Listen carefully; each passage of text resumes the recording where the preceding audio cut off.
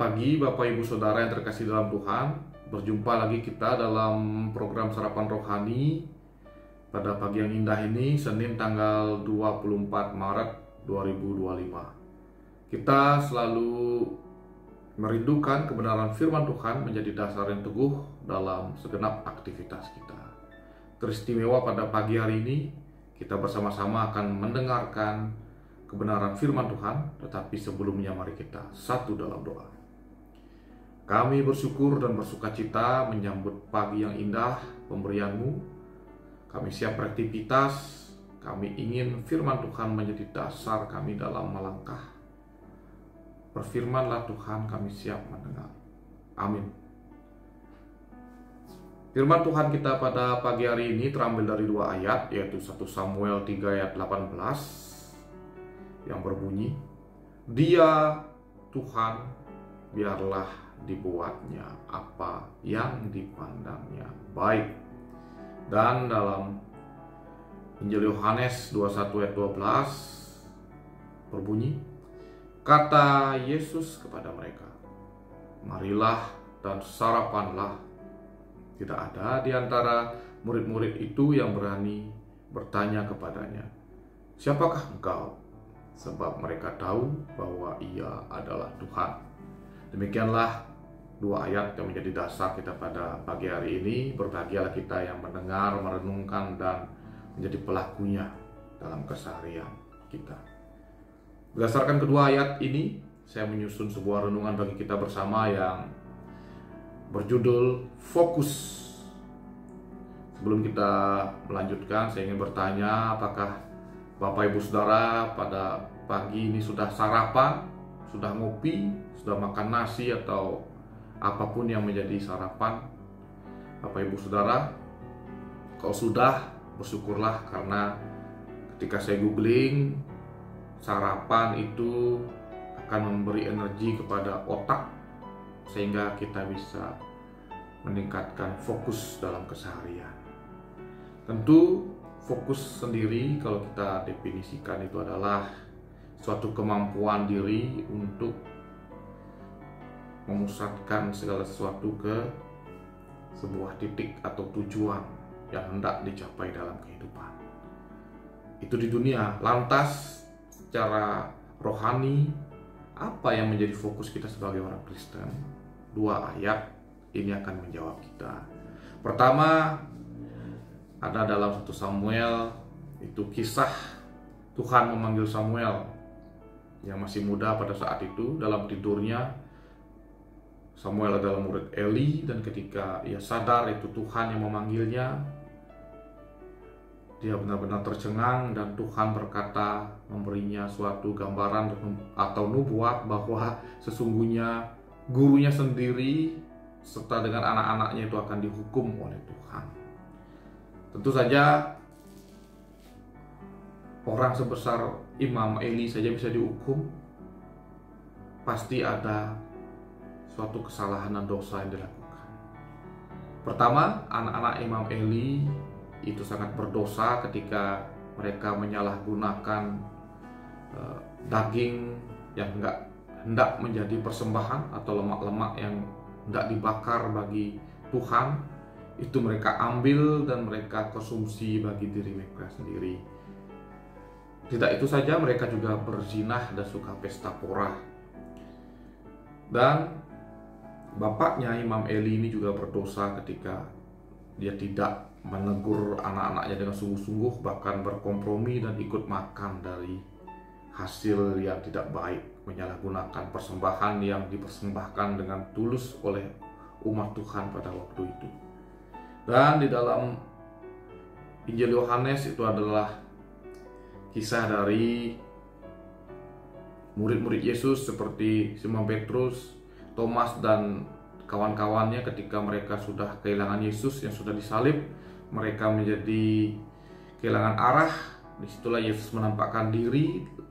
Lantas Yesus memberi mereka ikan yang sangat banyak. Ketika mereka ingin menjala ikan, mereka kembali ke profesi lamanya sebagai nelayan. Ketika Yesus disalib, murid seperti bubar jalan kembali ke dalam kehidupan mereka masing-masing. Ketika kita mencoba merenungkan kedua kisah tersebut, maka akan kita dapati dua masalah yang sama, yaitu kehilangan fokus sebagai pengikut Tuhan. Eli kehilangan fokus ketika ia dihadapkan oleh kesalahan-kesalahan anaknya. Dia lebih mengutamakan kasihnya kepada anaknya daripada ketaatannya kepada Tuhannya sendiri. Dan ketika kita melihat murid-murid, mereka lebih mengutamakan kembali ke kehidupan lama mereka, kehidupan duniawi mereka, memenuhi isi perut mereka sendiri dibandingkan melanjutkan misi atau pengajaran Kristus yang sudah mereka ikuti selama kurang lebih 3 tahun.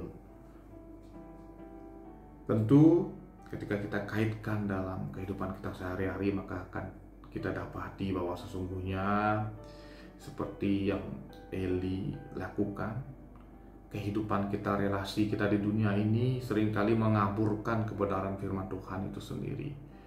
Firman Tuhan menjadi tumpul ketika kita melihat sesama kita yang melakukan dosa, melakukan segala sesuatu yang tidak sesuai dengan kebenaran firman Tuhan. Dan ketika kita sendiri juga melakukan kesalahan, kita selalu meminta kompromi saudara kita sesama kita, padahal hal tersebut melanggar kebenaran firman Tuhan dan juga mengesampingkan keadilan yang sesuai dengan kehendaknya. Dan juga tentu saja tuntutan hidup duniawi, tuntutan isin basang itu seringkali membuat kita kehilangan fokus atau tidak mengutamakan pelayanan kita kepada Tuhan.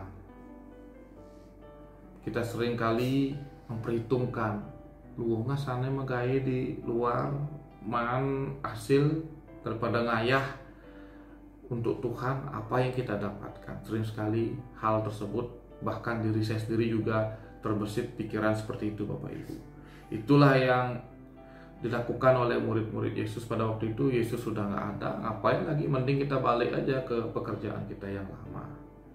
Ketika hal tersebut sudah terjadi, maka kehidupan kita sebagai pengikut Kristus akan sama seperti Eli dan murid-murid Yesus pada waktu mereka. Kita kehilangan fokus secara rohani dan hidup kita tidak lagi terarah kepada Tuhan. Padahal Tuhanlah sumber segala sesuatu dalam kehidupan kita. Maka apa yang firman Tuhan ini inginkan, yang Tuhan inginkan dalam kehidupan kita, tentu saja kembali kita harus mengutamakan Tuhan di atas segalanya. Dan ketika kita sudah mengutamakan Tuhan, kita juga harus mengutamakan pelayanan kita terhadap Tuhan dan sesama sebagai wujud kita menjadi pelaku firman Tuhan. Ketika kita sudah mendapat kesempatan untuk melayani, kita harus maju tanpa perhitungan. Kita harus terus mau hidup dalam segenap pelayanan kita. Jangan menghindar seperti Yunus yang menghindar dari panggilan Tuhan. Karena mengutamakan Tuhan itu membangun fokus kita menuju keselamatan yang disediakannya. Dan ketika kita mau fokus kepada Tuhan, Ia akan memperlengkapi kita sehingga kita bisa menghadapi kehidupan di dunia ini dan menjadi saksi Kristus, membawa keselamatan bagi dunia. Karena seperti Matius 6 ayat 3 katakan, tetapi carilah dahulu kerajaan Allah dan kebenarannya, maka semuanya akan ditambahkan kepadamu. Demikian kebenaran firman Tuhan bagi kita. Biarlah menjadi dasar kita untuk melangkah dan mengutamakan Tuhan dalam segenap hidup dan aktivitas kita. Tuhan Yesus memberkati. Mari kita satu dalam doa. Kami bersyukur atas tangan penyertaan Tuhan, atas firman yang Tuhan berikan, sehingga kami kembali sadar bahwa Tuhan yang utama dalam segenap kehidupan kami. Biarlah kami bisa menghidupi dalam keseharian kami, ya Tuhan. Dan marilah kita bersama-sama menerima berkat daripada Tuhan. Biarlah kasih karunia dan damai sejahtera di dalam Allah Bapa dan Tuhan kita Yesus Kristus dalam persekutuannya dengan Roh Kudus memberkati, melindungi, dan menginspirasi kehidupan kita hari lepas hari. Haleluya, amin. Selamat beraktivitas, Tuhan Yesus memberkati.